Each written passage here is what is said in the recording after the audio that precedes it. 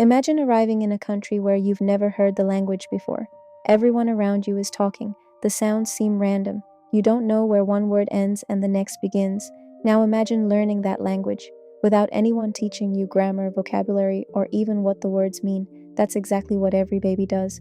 Long before they say their first word, their brain is already solving one of the most complex puzzles humans ever face. And if they're growing up hearing two languages, that puzzle becomes even more incredible.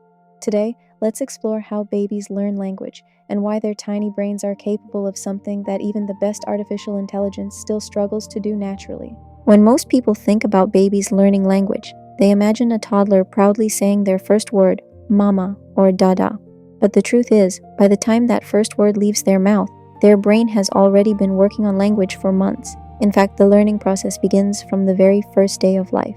Imagine walking into the busiest train station in the world. Hundreds of people are talking all at once. Different voices overlap. Some are laughing, some are whispering, and some are speaking so quickly that you can't even tell where one word ends and the next begins.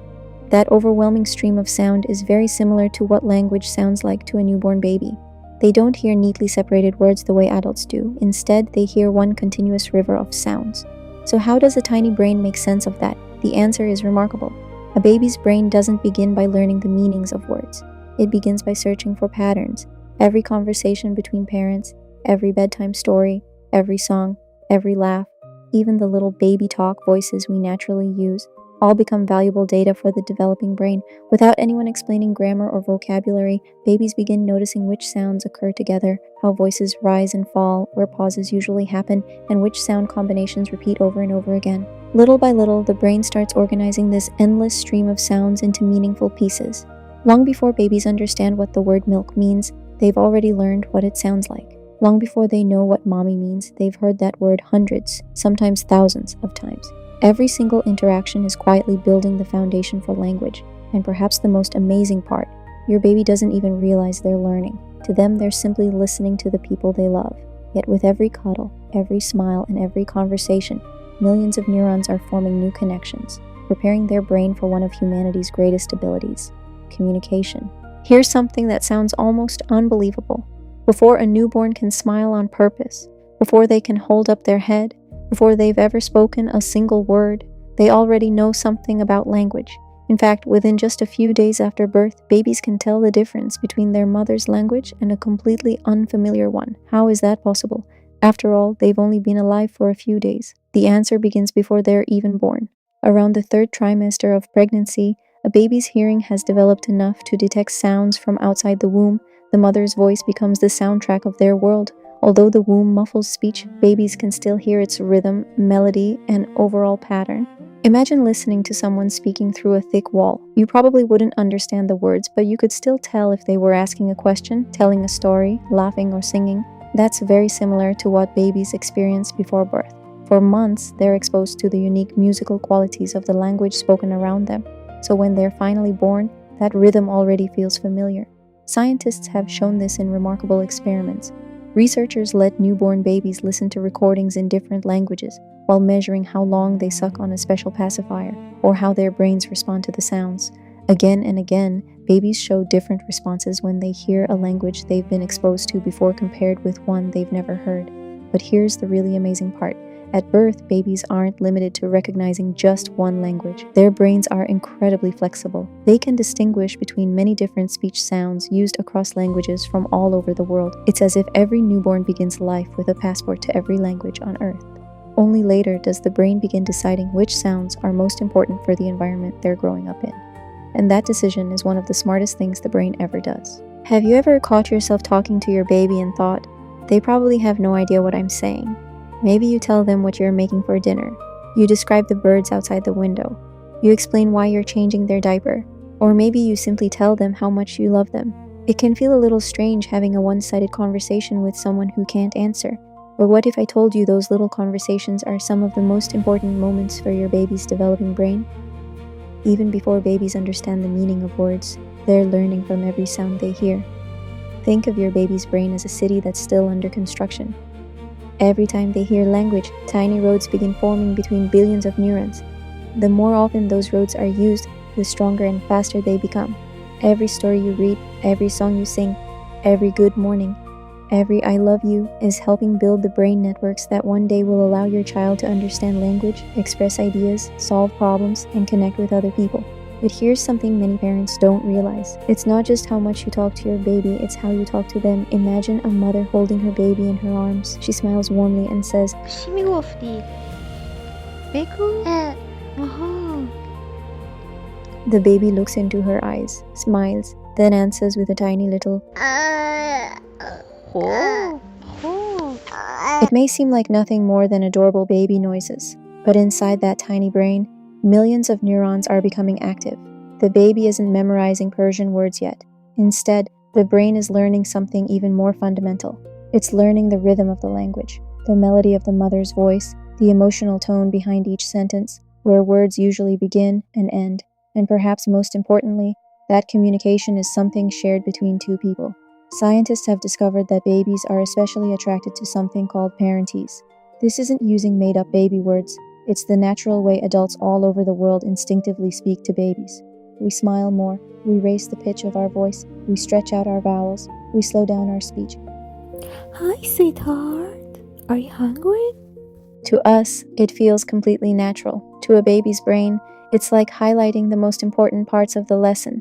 Those exaggerated sounds make it easier to recognize the building blocks of language, but perhaps the most powerful learning happens when talking becomes a conversation. The mother pauses. The baby coos again. She smiles and answers. The baby kicks their little legs, smiles, and answers with another happy sound. Neuroscientists call this a serve and return interaction. The baby serves with a sound, a smile, or simply eye contact. The caregiver returns by responding. Every one of those back and forth exchanges strengthens brain circuits responsible for language, attention, learning, emotional security, and social connection. So the next time you're folding laundry, driving to the grocery store, or rocking your baby to sleep, keep talking. Not because your baby already understands every word you say, but because every loving conversation is helping build one of the most extraordinary things in nature, a human brain learning how to communicate. Imagine moving to a country where you've never heard the language before. To you, conversations might sound like one long stream of sounds with no obvious pauses between words. Now think about a newborn baby. They face the exact same challenge. No one speaks to babies like this with spaces between every word. Instead, language flows continuously. So how does a baby's brain figure out where one word ends and the next begins? The answer is something scientists call statistical learning.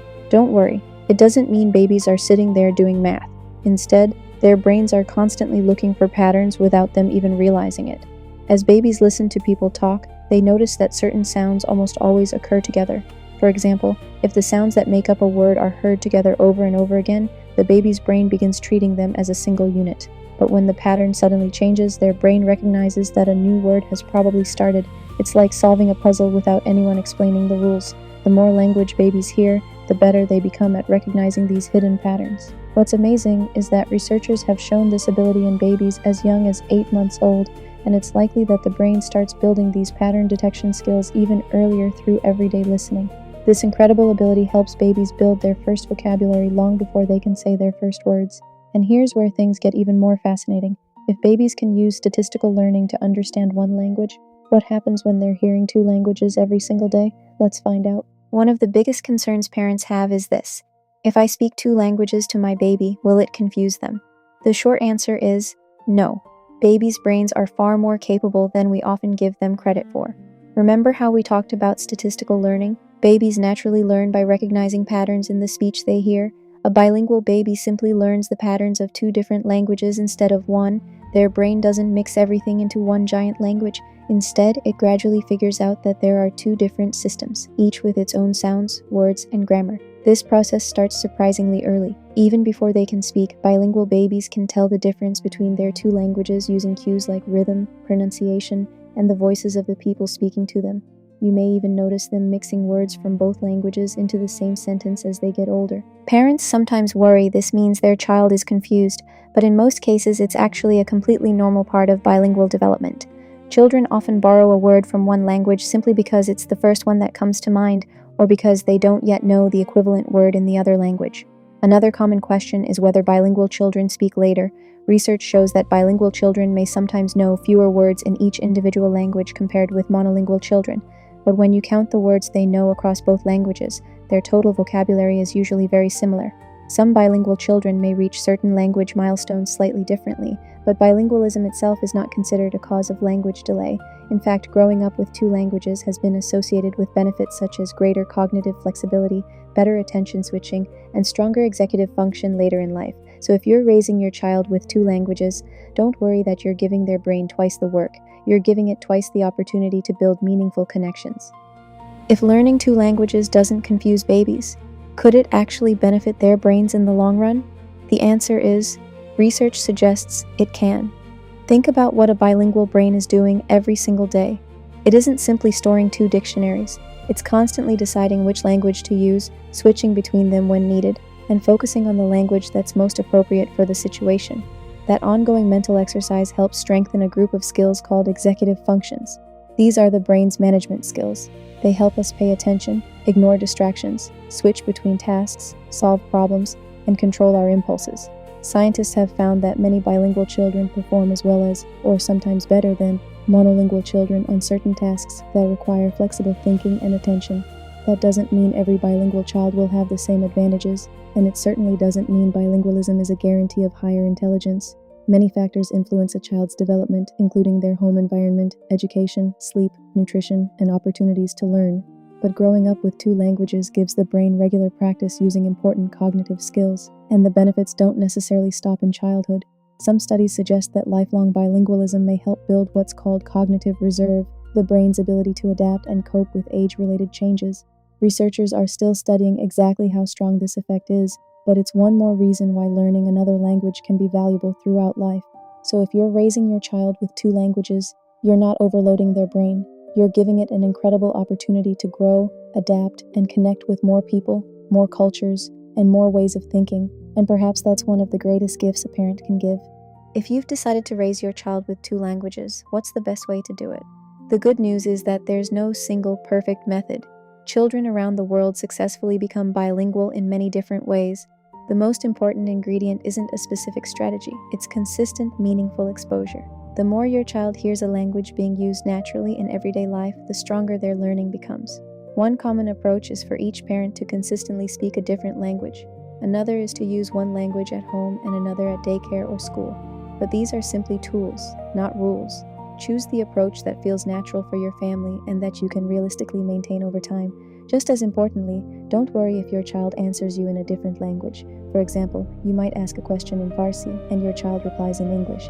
That doesn't mean they didn't understand you. It often means they're choosing the language that's easier for them to express themselves in at that moment. The key is to continue speaking your language naturally instead of forcing them to repeat words or translating every sentence. Remember that language is much more than vocabulary. It's connection.